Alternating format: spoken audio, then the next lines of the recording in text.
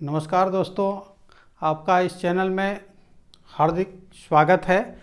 आज हम मध्यकालीन भारत का इतिहास से मुग़ल साम्राज्य और मराठा राज से संबंधित कुछ विशेष प्रश्न लेकर के आए हैं, जो सभी प्रकार की परीक्षाओं के लिए काफ़ी महत्वपूर्ण है। तो चलिए हम लोग देखते हैं इन प्रश्नों को। पहला प्रश्न है, मुग़ल कौन थे? मुग़ल दो महान शासक वंशों के वंशज थे। माता की ओर से वे मंगोल शासक चंगेज खान के उत्तराधिकारी थे।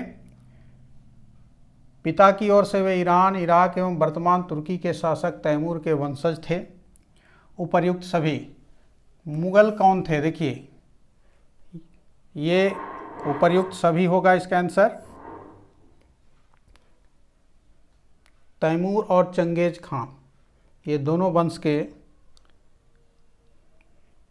ये शासक थे, इसलिए ये सही उत्तर होगा चौथा। नेक्स्ट क्वेश्चन देखते हैं। मुग़ल किस राजवंश के वंशज कहलाने पर गर्व का अनुभव करते थे? Timur, Mongol, Afghan, Genghis Khan. इसका सही उत्तर तैमूर होगा। तैमूर कहलाने पर यह गर्व का अनुभव करते थे। नेक्स्ट क्वेश्चन देखते हैं। मुग़ल वंश के संस्थापक थे बाबर, अकबर, चंगेज खान, तैमूरलंग। मुग़ल वंश के संस्थापक बाबर थे। इसका सही उत्तर बाबर होगा। नेक्स्ट क्वेश्चन देखते हैं। बाबर ने अपनी आत्मकथा तुजु के बाबरनामा किस भाषा में लिखी? फारसी, तुर्की, अरबी, यूनानी। के बाबरनामा ये तुर्की भाषा में इन्होंने लिखी थी, इसलिए इसका सही उत्तर तुर्की होगा। नेक्स्ट क्वेश्चन देखते हैं। मुबैयान नामक पद्य शैली का जन्मदाता माना जाता है? अकबर, हुमायूं, जहांगीर, बाबर। मुबैयान, देखिए ये पद्य शैली है, इसका जन्मदाता बाबर को माना जाता है। नेक्स्ट क्वेश्चन देखते हैं। किस मुग़ल शासक की मृत्यु पुस्तकालय की सीढ़ियों से गिरने से हुई? बाबर, हुमायूं, अकबर, शेरशाह। पुस्तकालय की सीढ़ियों से गिरने से हुई। हुमायूं की मृत्यु पुस्तकालय की सीढ़ियों से गिरने से हुई थी, इसलिए इसका सही उत्तर हुमायूं होगा। नेक्स्ट क्वेश्चन देखते हैं। पानीपत का द्वितीय युद्ध कब हुआ? 1555, 1556, 1526, 1656। पानीपत का प्रथम युद्ध 26 में हुआ था और द्वितीय युद्ध जो है वो 56 में हुआ था। इसका सही उत्तर 56 होगा। नेक्स्ट क्वेश्चन देखते हैं। कौन सा सही सुमेलित है? जहांगीर, सलीम, शाहजहां, खुर्रम, शेरशाह, फरीद। उपर्युक्त सभी। देखिए, जहांगीर के बचपन का नाम सलीम था, शाहजहां के बचपन का नाम खुर्रम था और शेरशाह को फरीद कहा जाता था, इसलिए ये सभी सही हैं। इसलिए इसका सही उत्तर चौथा होगा, प्रयुक्त सभी। नेक्स्ट क्वेश्चन देखते हैं। सर टॉमस रो किसके शासनकाल में भारत आए? अकबर, हुमायूं, जहांगीर, शाहजहां।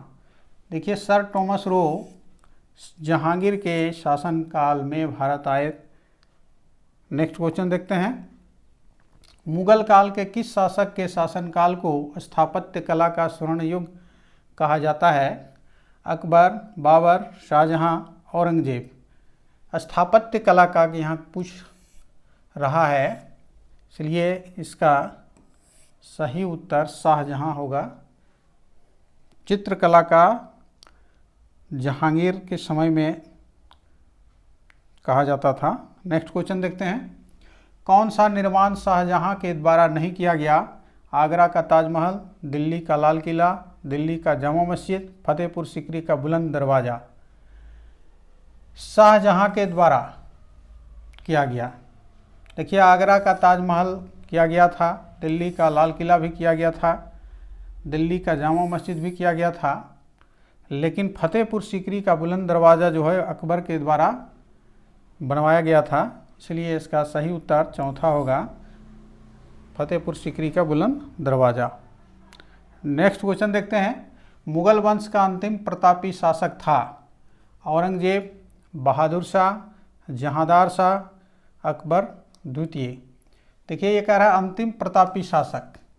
अंतिम प्रतापी शासक जो है सो औरंगजेब को ही माना जाता है, इसलिए इसका सही उत्तर औरंगजेब होगा। इसके बाद जो भी शासक आए वो जो है सो अयोग्य सिद्ध हुए, इसलिए औरंगजेब को ही प्रतापी शासक माना जाता है। नेक्स्ट क्वेश्चन देखते हैं। हुमायूं के साथ किस लड़ाई से शेरशाह दिल्ली का शासक बना? पानीपत, चुनार, कन्नौज, मेवाड़। शेरशाह और हुमायूं के बीच चौसा का युद्ध के बाद कन्नौज का हुआ था, और कन्नौज के युद्ध के बाद जो है सो शेरशाह दिल्ली का शासक बना था 1540 में। नेक्स्ट क्वेश्चन देखते हैं। मराठा सरदार शिवाजी ने कौन से मुगल शासक से लोहा लिया था? अकबर, शाहजहां, औरंगजेब, बाबर। ये शिवाजी ने औरंगजेब के साथ जो है सो लोहा लिया था, उसी के समय में इसकी जो है सो लड़ाई हुई थी। नेक्स्ट क्वेश्चन देखते हैं। शेरशाह के शासन प्रबंधन की जानकारी किस रचना से मिलती है? अब्बास खान सरबानी की तारीख़ शेरशाही, गुलबदन बेगम की हुमायूं नामा से, अबुल फजल की अकबरनामा से, इनमें से कोई नहीं। शासन प्रबंधन की जानकारी शेरशाह के, देखिए ये अब्बास खान सरबानी की तारीख़ शेरशाही से मिलती है। नेक्स्ट क्वेश्चन देखते हैं।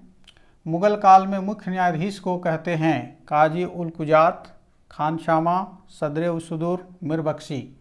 मुख्य न्यायाधीश को मुगल काल में काजी उल कुजात कहा जाता था, इसलिए सही उत्तर पहला होगा। नेक्स्ट क्वेश्चन देखते हैं। मुगल काल के प्रमुख बंदरगाह कौन थे? कलकत्ता, सूरत, मद्रास, मुंबई। प्रमुख बंदरगाह सूरत थे। नेक्स्ट क्वेश्चन देखते हैं। अकबर के राजस्व मंत्री कौन थे जिसने 10 बंदोबस्त के आधार पर राजस्व दर का निर्धारण किया? 10 बंदोबस्त के आधार पर। 10 बंदोबस्त अकबर के समय में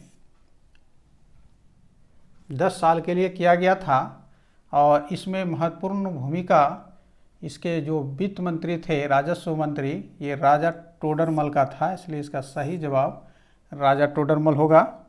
नेक्स्ट क्वेश्चन देखते हैं। मुगल काल के किस शासक की नीति प्रजा के अधिकतम कल्याण पर आधारित थी? अधिकतम कल्याण। बाबर, अकबर, शाहजहां, औरंगजेब। ये अकबर के नीति जो है को अगर हम लोग देखें तो वो हम लोग पाते हैं कि इनकी नीति जो है वो कल्याण पर आधारित थी। नेक्स्ट क्वेश्चन देखते हैं। अकबर ने सभी धर्मों में सामंजस्य स्थापित करने के लिए 1582 ईस्वी में किस धर्म की शुरुआत की थी? दीन-ए इलाही, इबादत खाना, दारुल इस्लाम, इनमें से कोई नहीं।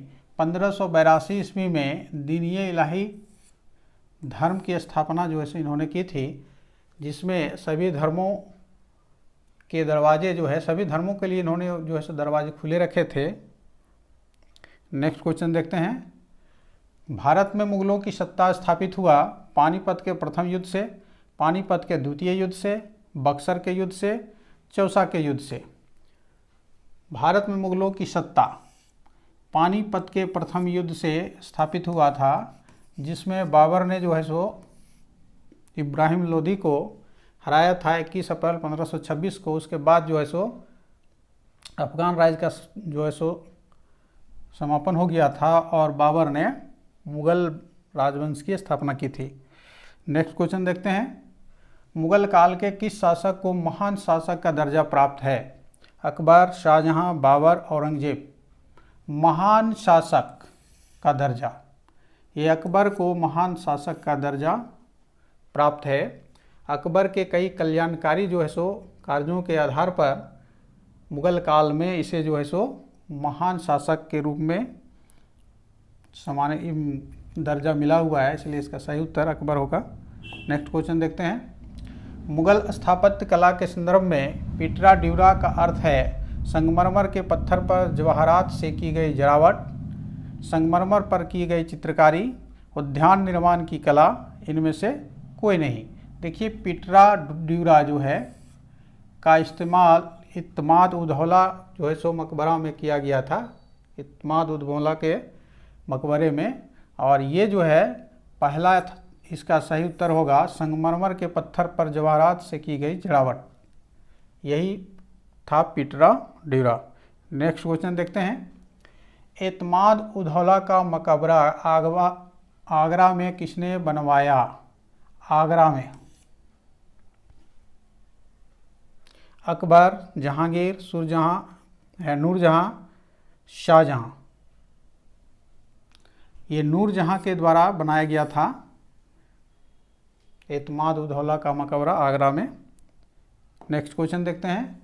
मुगल प्रशासन में जिले को किस नाम से जाना जाता था? आहार, दस्तूर, सूबा, सरकार।